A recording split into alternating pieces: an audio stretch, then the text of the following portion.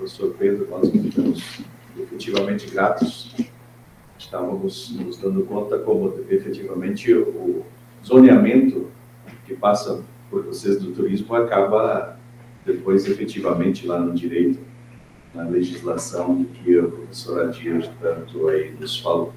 Então, agradeço e parabenizo pela pesquisa, faço votos de continuidade com muito mais rostos se juntando a essa sua fotografia. Na sequência, nós vamos mudar de área de conhecimento e vamos falar de uma pesquisa bastante distinta destas duas que vimos, que trata de curativos para lesões de pele. Com o aumento do número de linhagens bacterianas superresistentes, simultaneamente existe uma grande demanda por materiais protetivos contra infecções em feridas. Como característica inovadora, o produto desenvolvido se destaca por utilizar um composto diferente de antibióticos, que são potenciais indutores de seleção de micro-organismos resistentes, ou de nanopartículas de metais que podem acumular-se no corpo humano. Participaram dessa pesquisa, além da professora Rosmarie Nickler Brandalize, que vai fazer a apresentação, também outros professores parceiros, o Vinícius Laim, a Cláudia Bollheim, a Mariana Eli, Guilherme Baldo e a Marli Camassol. Professora Rosmarie Nickler Brandalize possui graduação e mestrado em Engenharia Química e doutorado em Engenharia de Materiais pela Universidade Federal do Rio Grande do Sul. Na universidade, atua junto ao Programa de Pós-Graduação em Engenharia de Processos e Tecnologias e no Programa de Pós-Graduação em Engenharia e Ciência dos Materiais, desenvolvendo pesquisas na área de Engenharia de Materiais em estudos de degradação, biodegradação de polímeros, misturas poliméricas, compósitos e estudos com biomateriais. Integra o grupo de pesquisadores junto à The Ocean Cleanup da Holanda. Bom dia a todos. Gostaria de iniciar agradecendo ao convite da nossa Pró-Reitoria de Pós-Graduação e a oportunidade de estar aqui apresentando um pouquinho da pesquisa que se faz nessa instituição. Trago também a minha percepção da pesquisa em relação ao ecossistema da nossa universidade. E, por fim, a proposta que trago hoje, ela traz a solução ao problema real da nossa humanidade, sem perder de vista a contribuição social que todos devemos colocar e nos nossos projetos. Me chamo Rosmarie Brandalize e hoje a gente vai falar um pouquinho sobre lesões de pele e curativos para lesões de pele. 5% da população tem algum tipo de lesão de pele. E 40% dessas pessoas têm problemas sérios de cicatrização. Contextualizando um pouquinho em relação às lesões de pele, elas são decorrentes de doenças crônicas, de queimaduras, de ferimentos, da crescente população geriátrica e também as caras, que eu acredito que seja de conhecimento de alguns.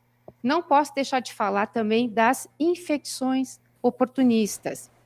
Infecções essas que promovem ambientes propícios para o crescimento de micro-organismos que são resistentes aos antibióticos conhecidos no mercado. Falar em mercado, o mercado de curativos no Brasil ainda é incipiente, principalmente se o ponto de vista for curativo com ação antimicrobiana.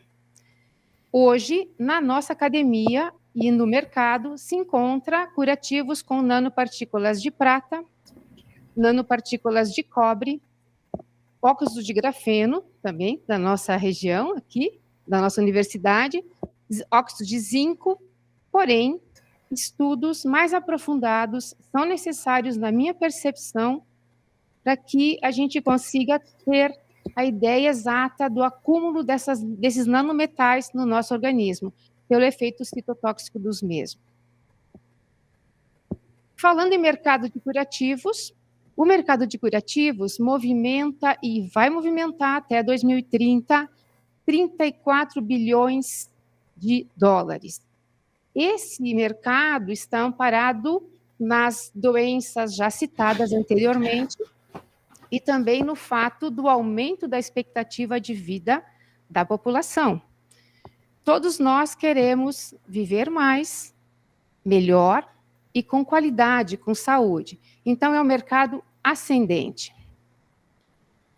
Por falar em mercado ascendente, como eu disse que eu ia trazer uma solução ao problema real da humanidade, a solução que o nosso grupo de pesquisa propôs foi a obtenção de um curativo que ele é de fácil processo produtivo, ele é de baixo custo, porque ele não faz uso de nanopartículas de metais, eficiente do ponto de vista de combate às lesões de pele e versátil no manuseio, na higienização e na esterilização.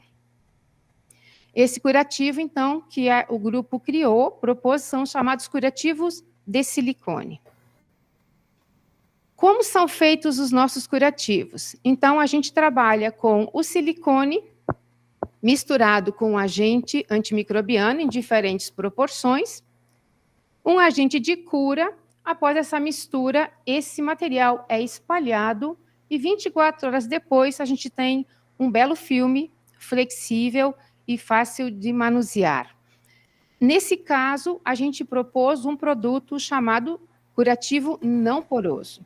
Se eu preciso de um curativo poroso, a gente adotou uma técnica milenar, que é o uso do sal na incorporação, e o sal, uma vez misturado, depois desse curativo curado, eu digo já com propriedades mecânicas adequadas, ele vai ser passado num tanque de água destilada e o sal é removido e poros ficam no curativo. Então, nós temos dois produtos dessa pesquisa, um curativo poroso e um não poroso. Ou vocês poderiam estar perguntando por que a diferença entre os curativos? Então, na parte de cima, eu apresento as micrografias pela microscopia eletrônica de varredura de um curativo não poroso, e ele tem uma aplicação específica que é evitar contaminação e proteger a região que está lesada, né, do ambiente, enquanto a cicatrização acontece entre curativo, a atividade antimicrobiana e a pele. Na de baixo, a gente já pode ver pequenos poros. Esses poros de tamanho maior e menor estão associados à granulometria do sal que nós utilizamos na confecção do curativo, e esse tipo de curativo ele já permite uma troca gasosa da região que tem a lesão com o ambiente, acelera a cicatrização e permite a exudação de líquidos que poderiam prejudicar a cicatrização. A equipe tomou cuidado também de observar a resistência à tração da epiderme, para que os curativos tivessem uma resistência à tração compatível, evitando que no momento da remoção pudesse remover partes também da região lesada. Os nossos curativos, em sua ação antimicrobiana, ele é diferente dos antibióticos, e a gente sabe da dificuldade hoje de micro-organismos cada vez mais resistentes aos antibióticos presentes, né? E das nanopartículas de metais, como eu já disse, que requer estudos para aprofundar em relação ao acúmulo no corpo humano. Além do mais, como biomaterial, o curativo ele precisa ser higienizável e esterilizável. Então, o curativo em questão foi testado do ponto de vista da higienização e da esterilização. Nós testamos em óxido de etileno e testamos em peróxido de hidrogênio em laboratórios e locais credenciados junto à Anvisa, buscando atender exatamente o procedimento que deveríamos dar para um biomaterial. Pela viabilidade técnica, alguns testes dos curativos vão ser apresentados agora. O primeiro teste é o chamado de antibiograma. Nesse estudo, nós selecionamos 8 micro-organismos que estão associados à lesão da pele, listados ali, e a gente coloca para crescer esses micro-organismos no meio de cultivo, onde a gente tem o nosso controle negativo, o nosso curativo com atividade antimicrobiana nas diferentes proporções que nós incorporamos, e um controle que é dito controle positivo, que pode ser um antibiótico ou pode ser também um antifúngico. Então, desse estudo, nós tivemos a inibição de 6 das 8 colônias separadas para avaliação, que são associadas a infecções de pele, e o que a equipe considerou um excelente resultado. Uma outra validação, também importantíssima, agora não querendo que as células morram, muito pelo contrário, é o estudo da viabilidade celular ou citotoxicidade, também exigida para qualquer tipo de biomaterial em desenvolvimento. Nós estudamos com fibroblastos de camundongos, estudamos com queratinócitos humanos. Nesse caso, a gente precisa da sobrevivência das células. Nos camundongos, nós tivemos 99% de eficiência na sobrevivência com o menor teor incorporado ao curativo de agente antimicrobiano e 91% nas células de queratinócitos humanos, o que também foi considerado pela equipe um excelente resultado. Como eu falei que eu ia trazer também um pouquinho dessa minha percepção da pesquisa junto ao ecossistema da Universidade de Caxias do Sul, e melhorando cada vez mais a pesquisa que está em andamento, eu trago o trabalho de TCC, trabalho de conclusão de curso de um aluno da Engenharia Química, o Arthur Maggioni, onde ele trabalhou na melhoria dos curativos já desenvolvidos. O Arthur entrou com um sal específico para melhorar o manuseio e a pegajosidade do curativo. Ele entrou com uma nanocelulose para trabalhar na estabilidade mecânica desse curativo e ainda na fixação para uma liberação controlada desse antimicrobiano. Chama atenção que a nanocelulose, aliás, a celulose microcristalina, ela é utilizada já na compactação de comprimidos, então ela está dentro do que poderíamos falar dos biomateriais. Então, essas foram as contribuições do acadêmico Arthur Maggioni. Na sequência, também, agora neste semestre, nós temos uma acadêmica da Engenharia de Materiais, a Franciele, que ela está experimentando alguns óleos essenciais diferentes da nossa atividade antimicrobiana proposta, e também ela traz uma contribuição quando ela propõe que se busque trabalhar na inflamação da pele decorrência de tratamentos a laser. Então, que o curativo, pela sua versatilidade, como eu já disse, ele possa ser usado como uma máscara para trabalhar nessa parte de tratamentos a laser. E também, não vou apresentar aqui hoje, mas eu espero que a gente possa ter um bom resultado no final desse semestre. A gente está propondo uma inovação para o curativo, então, em relação ao trabalho dessa acadêmica também de final de curso. Como qualquer trabalho proposto na pós-graduação, a gente prima pela proteção dele. Então, esse que eu apresentei inicialmente do mestrando, né? Ele tem uma patente depositada para qualquer início de conversa com futuros investidores. É sempre importante que a gente tenha essa proteção. Ele tem a publicação que ele deveria ter numa revista A1 ou A2, para que ele realmente possa ter o seu diploma, né, de mestre. E nós também, dentro da própria academia, a gente busca registro desses grupos de pesquisa junto ao CNPq, para que sejamos reconhecidos enquanto grupo, enquanto equipe, né? Então, a gente tem um grupo de biomateriais da UFS, junto ao CNPq. É importante também, dentro desse ecossistema, comentar que a gente participa dos encontros de jovens pesquisadores da Universidade de Caxias do Sul, com os nossos alunos de iniciação científica. A gente também participou de um pitch na Mercopar, a convite do pessoal do TecnoUX, e também a gente participou de uma seleção junto à Unimed. A gente passou no primeiro estágio, e a gente não passou no segundo estágio, porque nós fomos derrubados pela internet, o que o time achou que bola para frente, vamos continuar, isso não, de forma alguma, né, trouxe algum tipo de desânimo. Então, sinal de que estamos no caminho certo.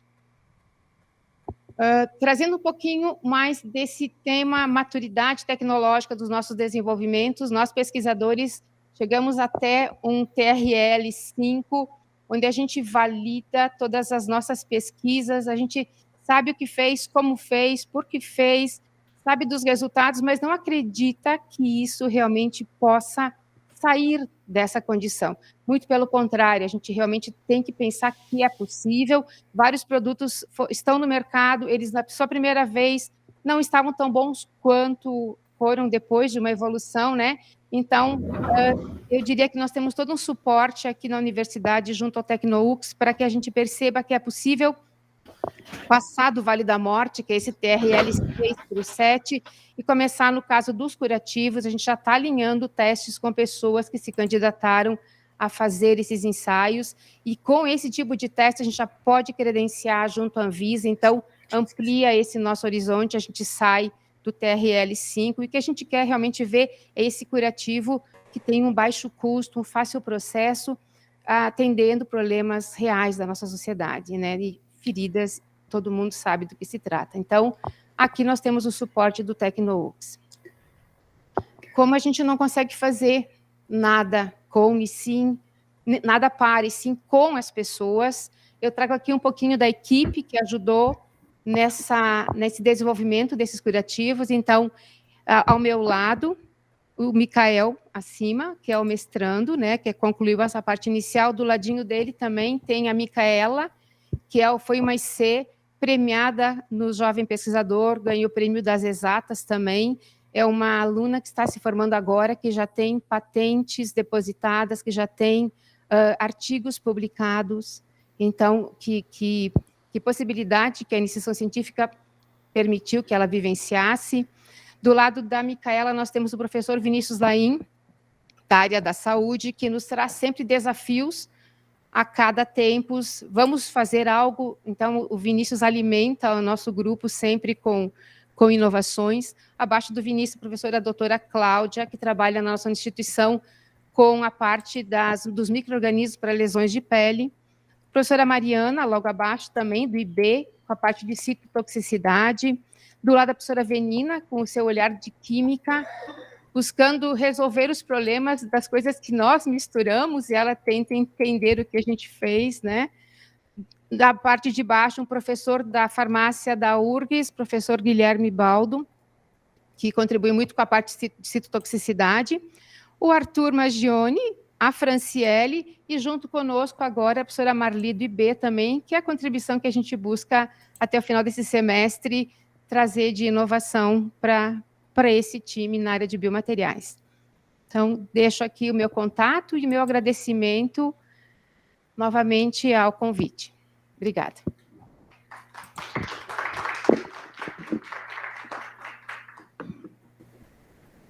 Parabenizamos a professora Rosmary e toda a equipe pela pesquisa inovadora, e podemos dizer que pode contar conosco, com o TecnoUX, para superar esse vale da morte e trazer grandes resultados para a instituição.